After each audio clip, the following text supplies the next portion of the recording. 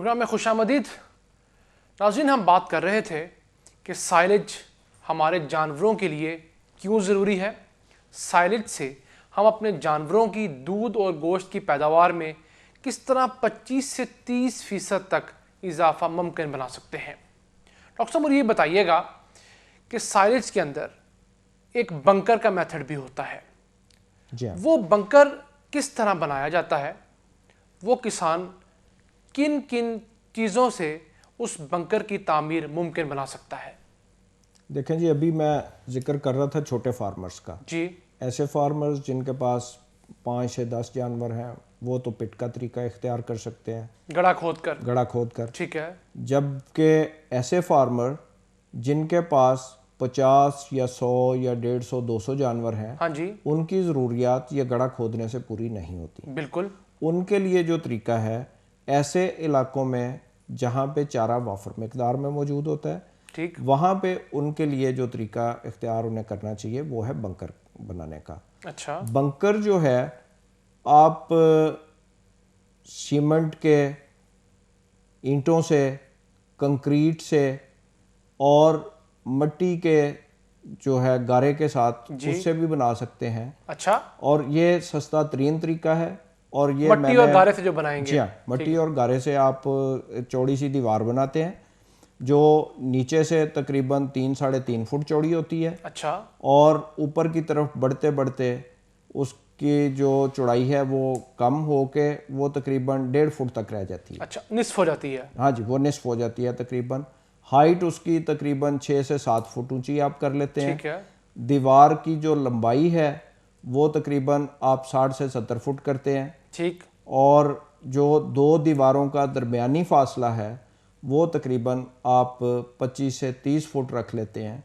जब आप इस साइज़ का बंकर बनाएंगे तो ये आपका 40 से 50 जानवरों के लिए 6 महीने के चारे को महफूज करने के लिए काफ़ी होगा। 50 जानवरों तक के लिए? जी हाँ, ठीक है। 50 जानवरों तक के लिए। ठीक है।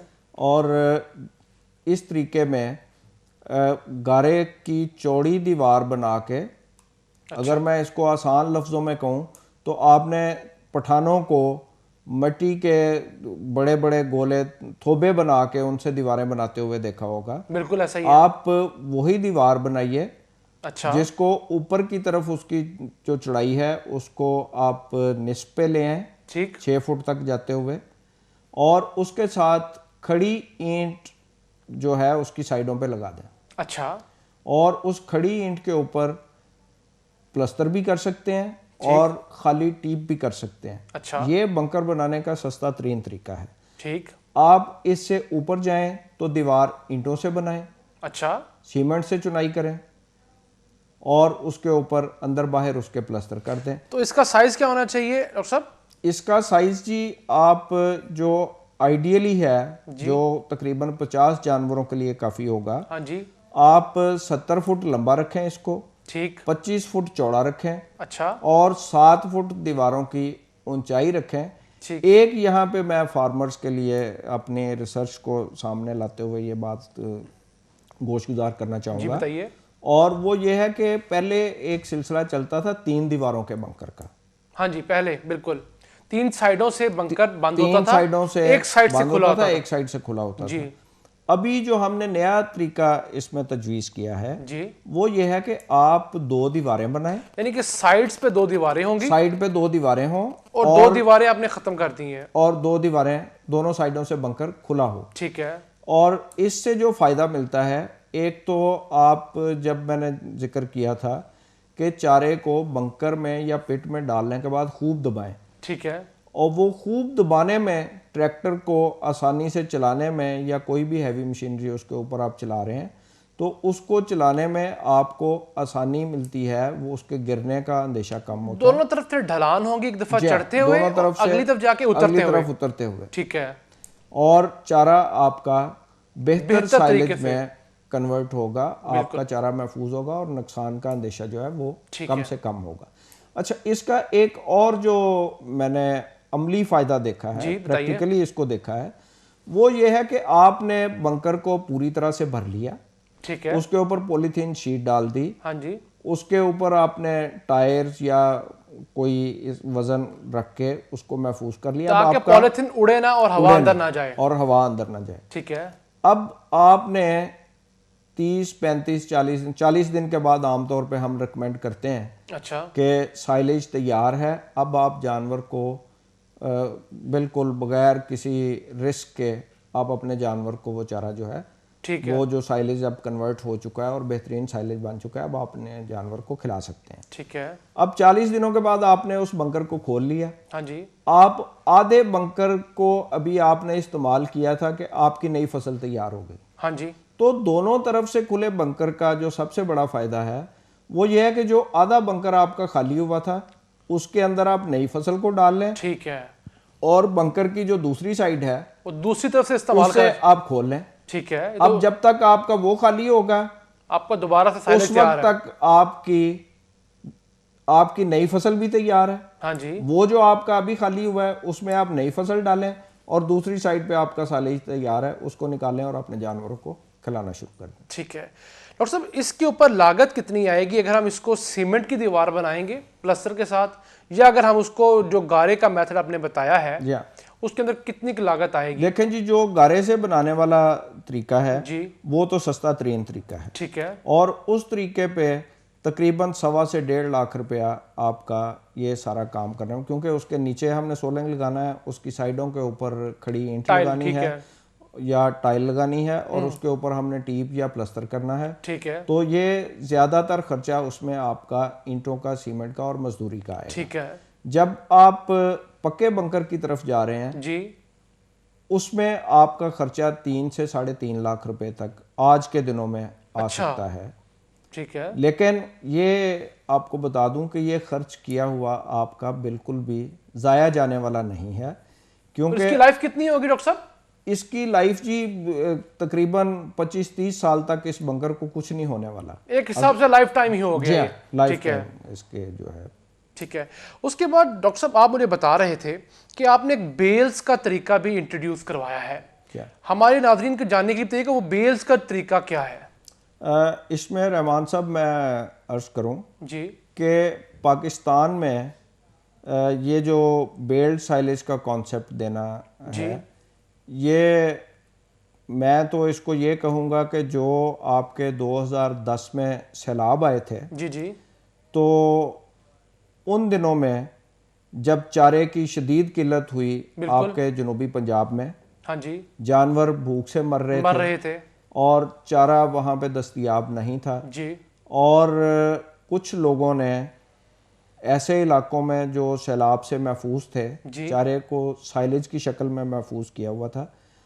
तो उन दिनों में अचानक मुझे ख्याल आया कि अगर ये साइलेज किसी तरीके से हम ट्रांसपोर्ट करके उन इलाकों में ले जा सकें जहाँ पे कि आज चारे की शदीद ज़रूरत है जी, तो उस वक्त ये बेल्ट साइलेज का कॉन्सेप्ट, और अल्हम्दुलिल्लाह पाकिस्तान में बेल्ट साइलेज का कॉन्सेप्ट इंट्रोड्यूस कराया। इसके पीछे जो सोच है वो ये है कि ऐसे इलाकों में चारे को पहुंचाया जा सके जी। जहाँ पे जानवर तो रखे जा सकते हैं, वहाँ के मौसमी हालात जानवरों को पालने के लिए तो इंतहाई मुनासिब है, लेकिन चारा वहाँ पर नहीं उगता। चारा वहाँ पे पैदा नहीं होता। ठीक है। और चारा जानवरों को पालने के लिए इंतहाई ज़रूरी है। अगर आप चारे को लूज तरीके से, खुले चारे को वहाँ पे ट्रांसपोर्ट करके लेके जाएंगे तो जल्दी खराब हो जाएगा। एक तो जल्दी खराब हो जाएगा और दूसरा आपकी 3 गुना ज्यादा उसके ऊपर ट्रांसपोर्टेशन की कॉस्ट आएगी। ठीक है।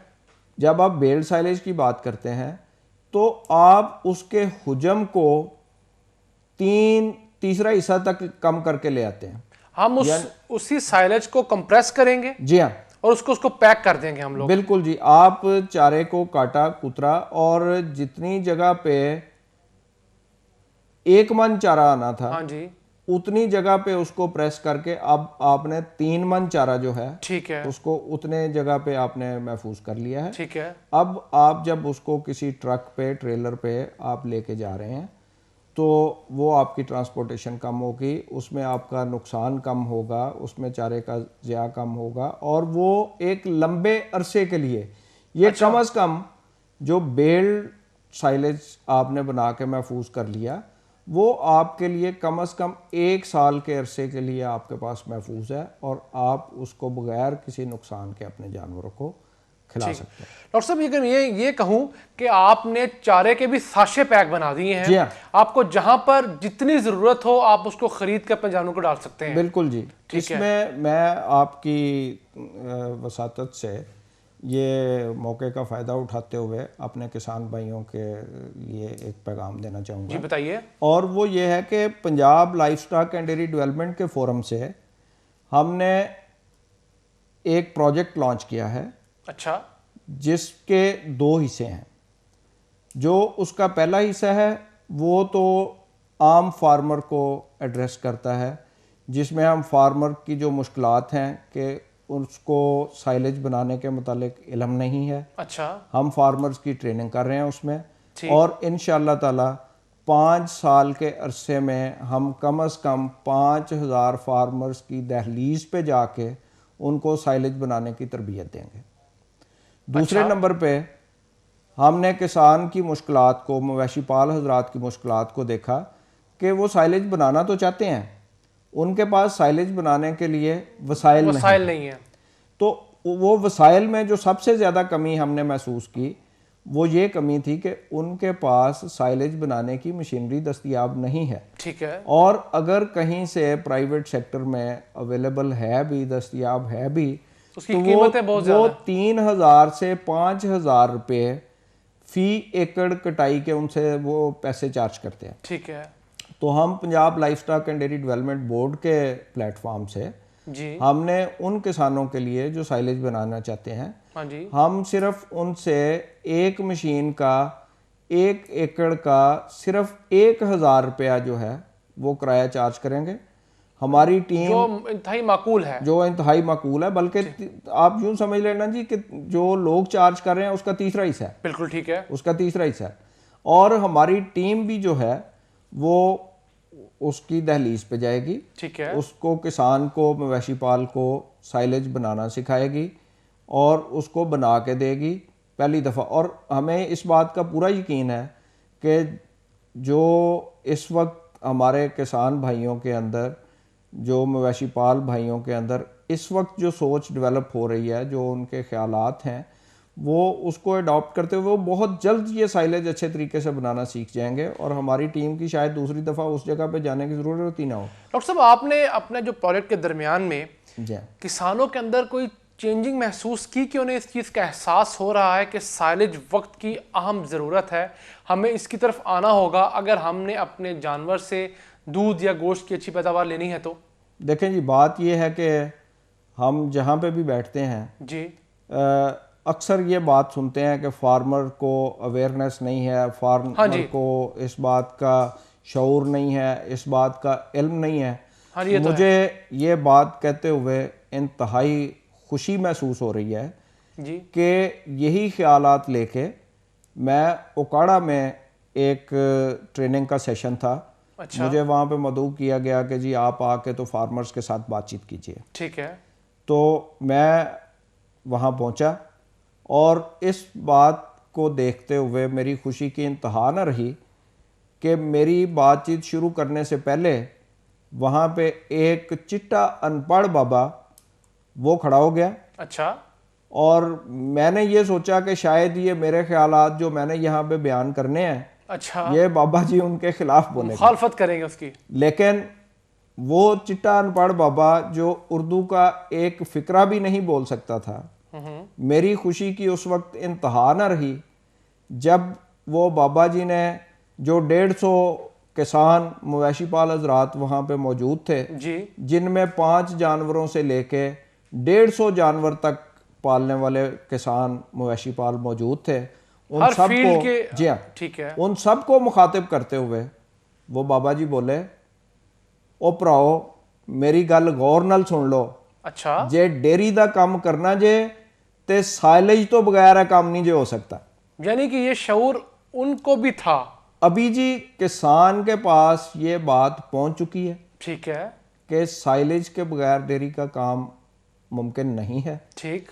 उनकी मुश्किल ये है कि उनको साइलेज बनाने का सही तरीका नहीं आता, ठीक है, उनको गाइडेंस नहीं है, उनके पास साइलेज बनाने के वसाइल मौजूद नहीं। ठीक है। तो ये बेड़ा जो है वो Punjab livestock and dairy development board ने उठाया है और आप इस सिलसिले में किसानों को हेल्प कर रहे हैं। हाँ जी, फाइनेंशियली भी, माली मावनत भी दे रहे हैं और उसके साथ साथ तकनीकी मावनत भी दे रहे हैं। तकनीकी मुआवनत भी, और हमारी पूरी टीम है जी, ठीक है, जिसमें साइलेज बनाने के माहिरीन जो हैं वो मौजूद हैं। ठीक, और हम किसान की दहलीज पे पहुंचते हैं, ठीक, किसान को वहां जाके पूरे तरीके से डेमोन्स्ट्रेट करते हैं, ठीक, पूरे इलाके के फार्मर्स को एक जगह पे इकट्ठे कर लेते हैं, और जिसका एक किसान का साइलेज बनाना होता है उसको मशीनरी वहाँ पे लगा के बना के उनको दिखाते हैं, उनको सिखाते हैं।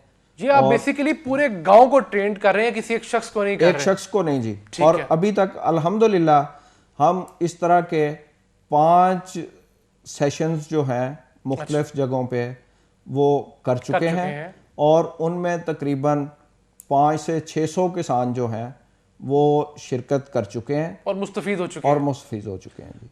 नाज़रीन, यहाँ लेनी है हमें एक ब्रेक, हमारे साथ रहिएगा।